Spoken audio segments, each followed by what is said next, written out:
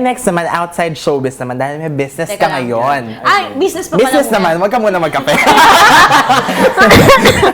Ang iyong adobo classic. Yay! Naku, thank you naman. Kasi isisingit ko Oo. talaga siya, Mars. Ito, kasama talaga siya. Okay. Diba? So, paano nabuo yung adobo business na yan? Kasi yung mommy ko, mahilig siya magluto. So, favorite namin yung mga adobo niya. Tapos, well, hindi ako nagluluto. Pero nung naisip ko gawing business yon, syempre, kailangan ko siyang gawin. Kasi kailangan ko alam kung paano siya ginagawa and all.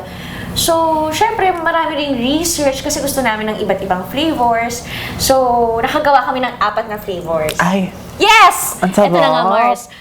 Meron kaming classic pork adobo. Classic pork adobo. Meron kaming... Buko pandan. Ano lasa nun? Pork adobo na may gata. Tapos, meron din kaming beef tajang. Ay. Oo, yung Mars, di ba masarap Oo. sa beef tajang yung may buto talaga? Kasi Oo. yun yung parang di ba, juicy. Yeah. O, inaano ko na, di ba? Pinapatakam ko na sila.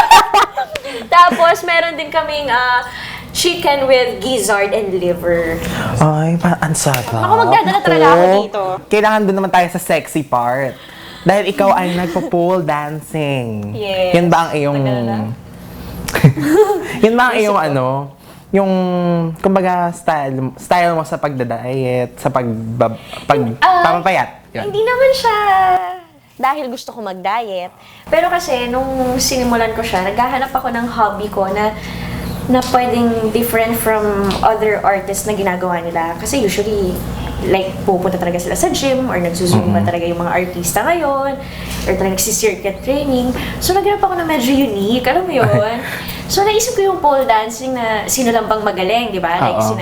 sina Ira Bermudez, sina Miss Shara Soto, di ba? So, parang ilan lang yung magagaling talaga. So, gusto ko siya i-master. So, nag-enroll ako. Siguro ngayon, naka-1 taon na din ako.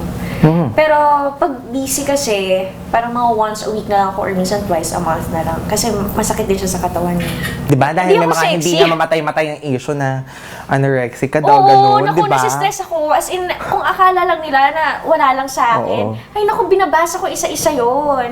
Tapos, alam mo yung may mga magsasabi talaga na mukha ka ng may sakit. Oo. Tapos yung iba talaga, ang sakit na magsalita, Mars. Yung parang, Oo. parang hindi Pa-stress. naman nila nakikita yung ginagawa Oo. ko araw-araw. Hindi naman nila hindi naman rin nila nakikita na kung paano ako kumain. Pero, Kumain yan, 3 ulam yan.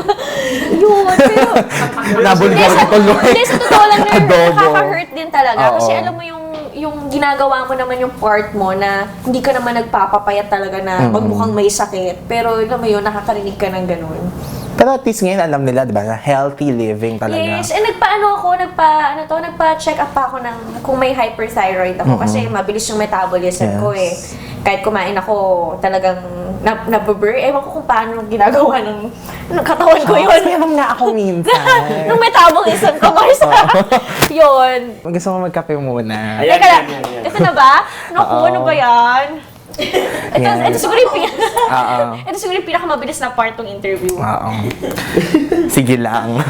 Hindi, kasi syempre... Wala! Tanungin ko mo ba? May sagot ka pala. Hindi, kamusta naman ng ating heart din ngayon? Pakinggan mo nga, Mars. Ito madinig! Hindi, wala. Wala akong love life. Pero ngayon ba, ina-enjoy mo ang iyong singlehood? Hindi. Char! Yeah. Na joke lang. Ine-enjoy ko naman. Oo. At saka kasi, sakto nga dumating yung Little Nanay. Ine-enjoy ko. As in ngayon, masaya ako na parang kaya ko or parang okay ako. At saka, nasa point ako na parang trabaho na lang muna talaga. Kasi parang yung mga, pag may love life ka, talagang nahahati yung oras mo at saka yung attention mo Oo. eh. So, yun. Pero, syempre, masarap din naman yung feeling na may ka-text ka, di ba? Minsan nga, iniwan ko na yung phone ko sa bahay. Kasi, Grabe. Mars, walang nagte-text, Mars! Kapag alam mo na yung Ay, part gusto time mo yan yung walang nagte-text talaga. Grabe, walang nagte-text talaga. So, hindi ka na rin tatanungin kung ano, may mga suitors na yun dahil sabi mo nga walang nagte-text. Wala. Pero may naman sumusubok man lang, baka na wrong send, ganun. Baka na lang, send lang. Wala pa naman.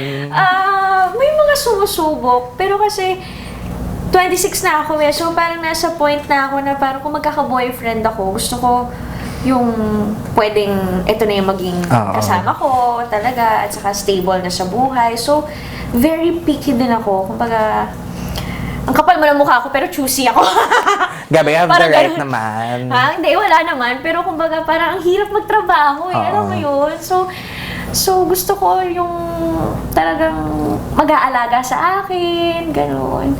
Kung alam ko, minsan kasi may mga nagte-text na alam ko naman na, Keme lang, Keme gano'n. lang, or parang sandali lang. Naku, hindi ko na ini-entertain Oo. yun. Parang Wow. sayang pa sa, alam mo yun.